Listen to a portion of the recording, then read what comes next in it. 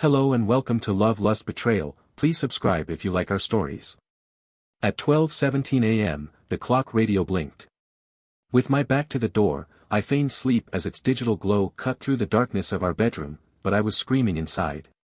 Hours had passed while I lay there, meant Emma reliving the same heartbreaking scene. The image of her car pulling into the driveway. The mattress dipped next to me, a familiar weight, but tonight it felt strange and pulsing. She told me she would be home from her late shift at the hospital 10 minutes earlier than usual. As she slipped beneath the covers, I could hear her breathing in the soft rustle of her clothing. The rhythm of our lives mingled, and I used to find solace in that sound. Now, it was the sound of betrayal. Every muscle in my body was clenched so tightly that I was afraid I might break, so I didn't move and dared not show that I was awake. In my throat, I could almost taste the metallic tang of hurt and rage. She sat next to me, a silent intruder in our common area, and I waited, breath held, listening. Then I heard a sharp intake of air, followed by a soft gasp. Her breath caught, then ceased completely. I nearly gave in to the overwhelming urge to comfort her for what seemed like an eternity, but then I remembered the text messages I had discovered, the ones I shouldn't have seen, and a wave of disgust smothered the urge. The letter had been located. I rolled over and made myself look at her eyes wide with a fear I had never seen before, the pale moonlight pouring in through the window illuminating her face. She held on to the one piece of paper as if it were a deadly snake. Her mouth quivered as she started reading the words I had laboriously composed, each one tinged with the suffering she had caused me. The letter was about the hollow ache in my chest and the sense of complete isolation in my own marriage, not Emma about anger. It described how a strange icy chill had taken the place of the light in our house. It ended with the heartbreaking phrase, "I know about," and talked of broken trust and a future I could no longer imagine with her. Emma, her face was a mask of fear as she gazed up at me. "How are you aware?" Her voice was hardly audible as she whispered. "Does it make a difference?" I questioned in a flat, emotionless voice. In the harsh, cold light of reality, I was eerily calm. Even though I had pictured this moment 1,000 times over the previous few weeks, each time ending with me screaming, yelling, and possibly even crying. She simply stared at the letter as if it contained the answers to all of life's unanswerable questions without responding. "Now it doesn't matter." I went on, steadily and quietly. "It's over. I've known Emma for weeks. The late shifts that weren't mine, the whispered phone conversations, the perfume that wasn't mine." Silent and powerless, tears ran down her cheeks. Her voice cracked as she pleaded, "Please, Thomas, please don't. I made an error, a mistake." The phrase tasting like ash came back to me. "No, Emma, this was not an accident. Rather, it was a deliberate choice that you repeatedly made, betraying me and us each time, and now you must live with that." I got out of bed and started getting dressed. The woman in front of me was a stranger, and the silence between us was full of unspoken words of regret and recrimination. I found it impossible to reconcile this dishonest version of my wife with the kind, considerate one I believed I knew. "Where are you heading?" When she did ask, her voice was weak and small.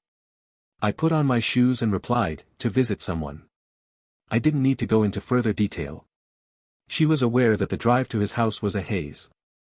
By the time I parked outside his house, my hands were shaking and my knuckles were white from gripping the steering wheel so tightly.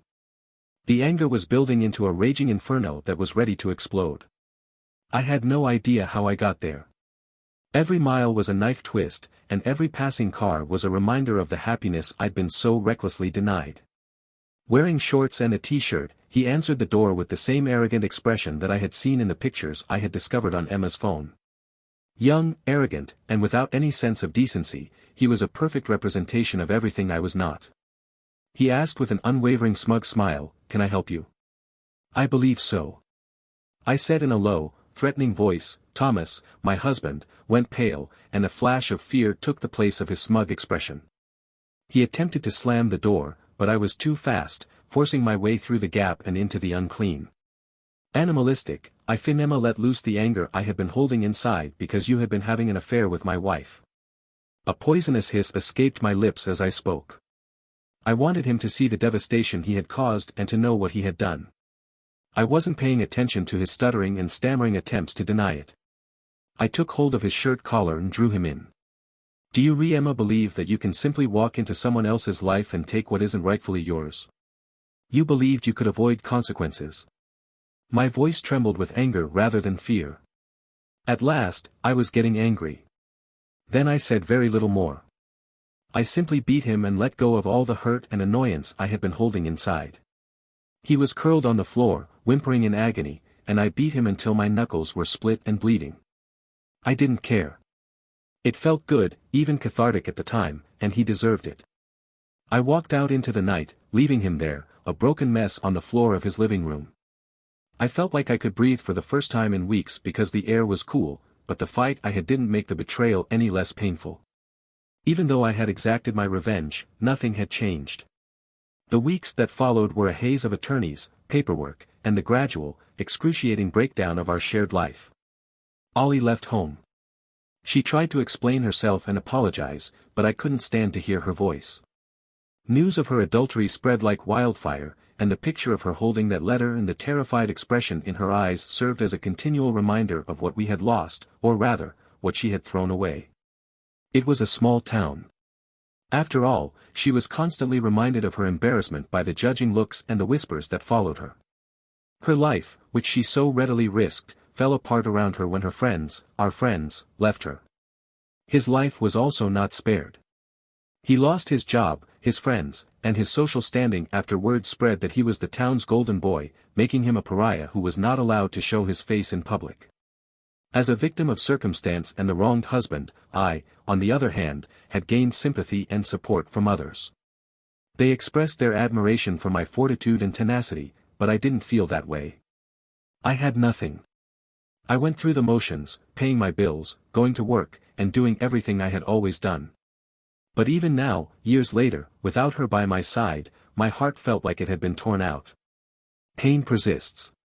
Occasionally I question what went wrong when our love began to fade. But then I recall the letter and her expression, and I realize that some things are unforgivable and that some wounds never fully mend.